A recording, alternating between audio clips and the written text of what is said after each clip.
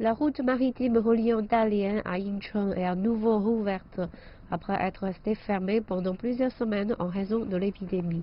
Le trafic maritime a accru les expéditions pour répondre aux demandes du marché, principalement celles en équipement de prévention contre l'épidémie, de produits de commerce électronique transfrontaliers, ainsi que d'autres produits permettant la reprise de la production dans les usines.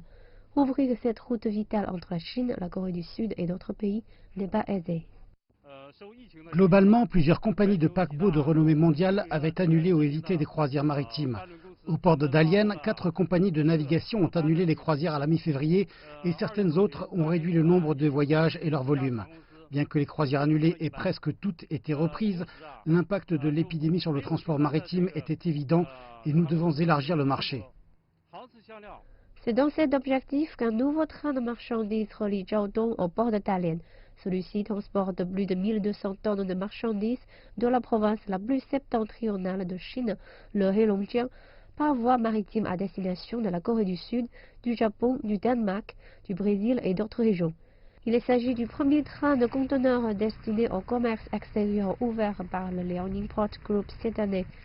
Il vise également à soutenir les entreprises de transformation céréalière du Heilongjiang touchées par les restrictions de trafic, tout en stimulant les exportations.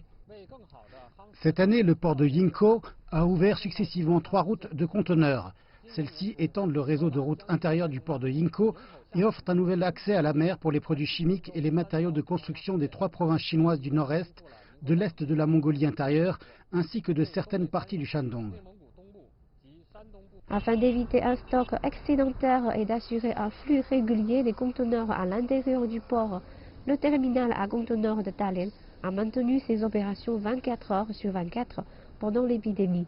Actuellement, le taux de reprise du Liaoning Port Group est supérieur à 97%. L'ensemble de notre personnel de première ligne est retourné au travail. La production peut donc être garantie.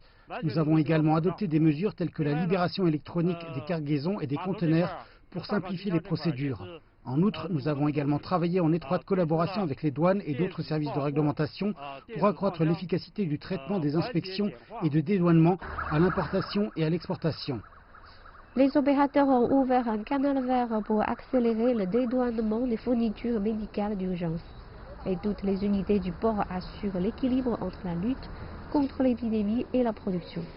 Compte tenu de l'épidémie mondiale de coronavirus, le port intensifiera ses efforts afin d'éviter toute infection.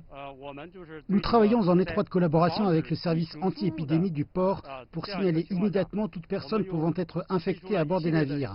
En ce qui concerne les affaires régulières, par exemple, nous demanderons à nos agents d'effectuer des auto-inspections et de signaler leur état de santé. Nous demandons à nos employés qui montent à bord des navires de porter un équipement de protection pour éviter les infections croisées.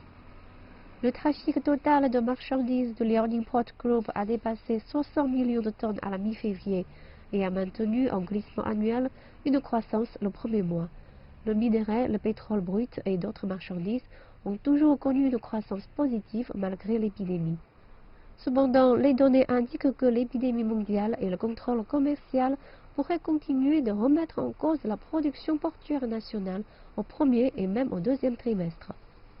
En tant que plus grand centre de conteneurs du nord-est de la Chine, les ports à Liaoning ne font pas exception.